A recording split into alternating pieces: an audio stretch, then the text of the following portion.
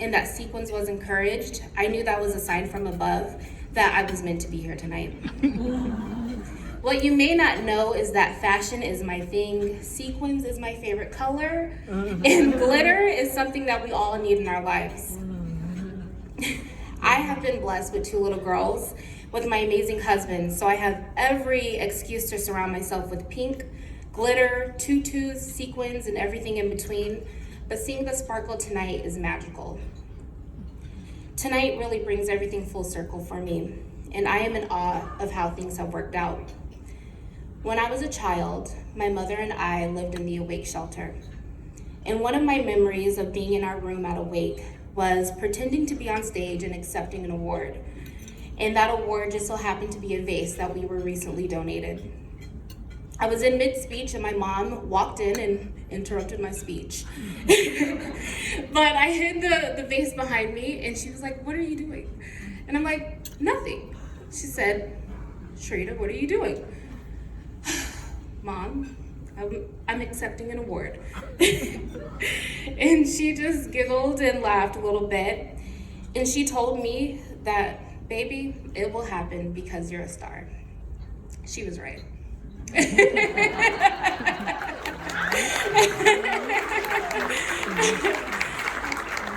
I do have to say, Lila also said that I can come up here and brag a little bit, and I'm taking full advantage.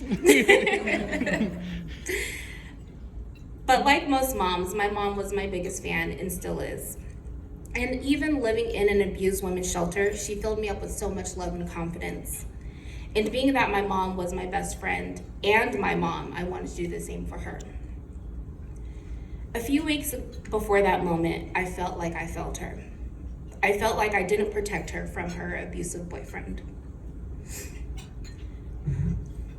At that time, my mother's boyfriend was mentally and verbally abusive to her, even though she was going through chemo for breast cancer. He would continually threaten her, mock her, and belittle her every chance he got. At that time, we lived in a 1-bedroom apartment, and I slept in the living room, so I heard everything.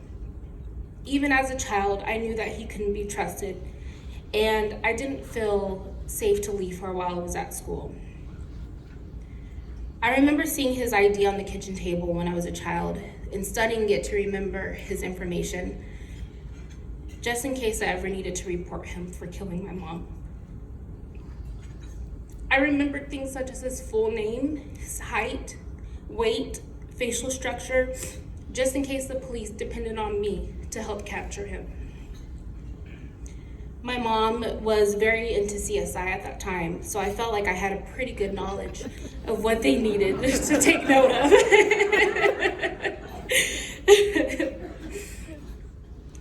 But that was not what a 3rd grader should have been focusing on. I should have been focusing on catching the latest episode of Sabrina the Teenage Witch, or getting the coolest sticker from the vending machine at the grocery store, but I was consumed with fear for my mother's safety. And then one day it happened. I was coming home from school, and while still on the bus, I could see the police lights from down the street. All I kept thinking was, please don't be at my house. Please don't be at my house. Because the little boys on the bus were already teasing me, and I didn't want them to know that I was living in chaos too.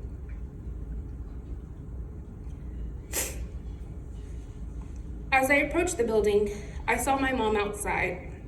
Her clothes were torn, hair a bit of a mess, and there was blood on her. I was frantic.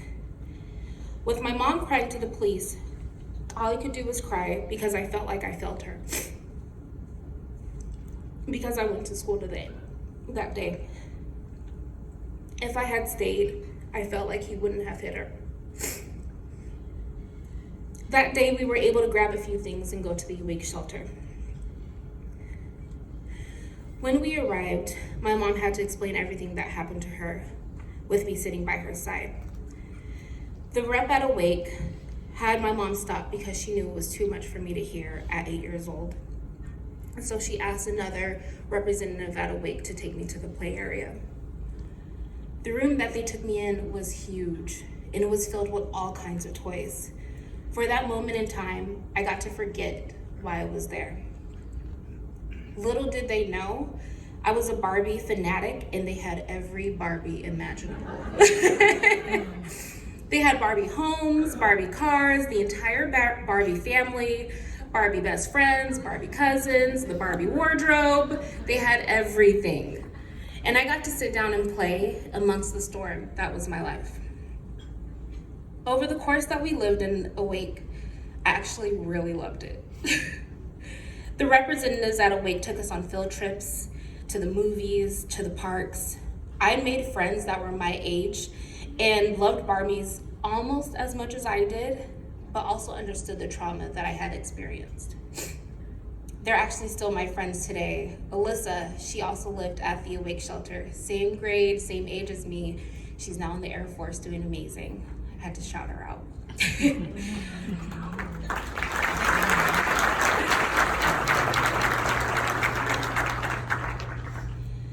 Together, we would watch Bring It On and pretend to be cheerleaders and talk about how we were going to decorate our rooms once we had homes again.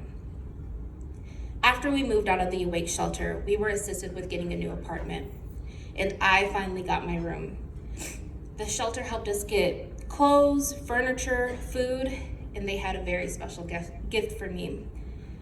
The employees at AWAIC gifted me all of the Barbie homes, the Barbie cars, the Barbie families, and the Barbie wardrobe. I remember crying when I was leaving AWAIC, not because I was afraid to go, but I was so grateful for the impact that they had on my life in such a short amount of time. I'm sorry, my sequence is reflecting and I can't see. It's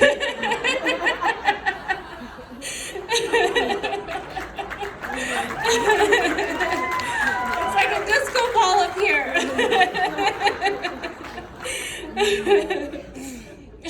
But seriously, the community we built inside AWAIC is one that I keep dear in my heart and helped me shape the woman that I am today. Today, I am the mother of two brave and bold little girls that I am raising with my husband, Lamar. In June, we bought our first home in a great neighborhood that we love and we are super proud of. In my 9 years at Credit Union One, I was promoted 9 times in less than 5 years.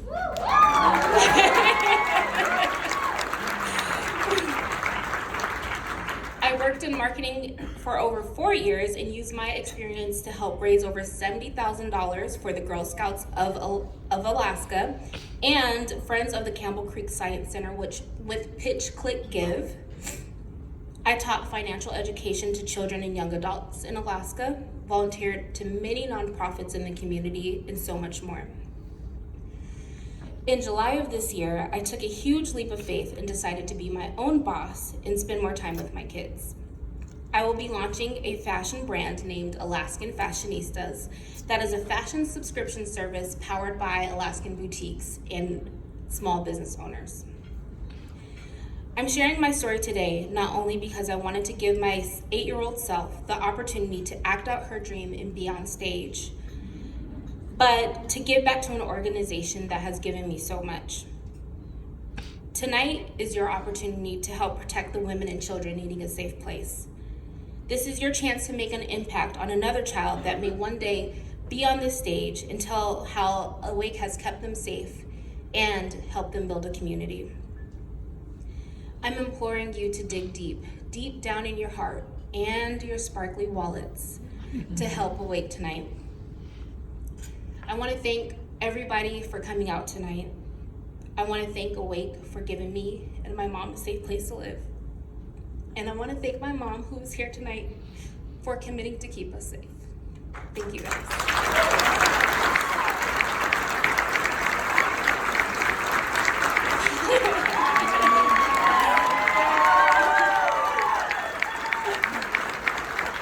A round of applause for Sharita. Thank you so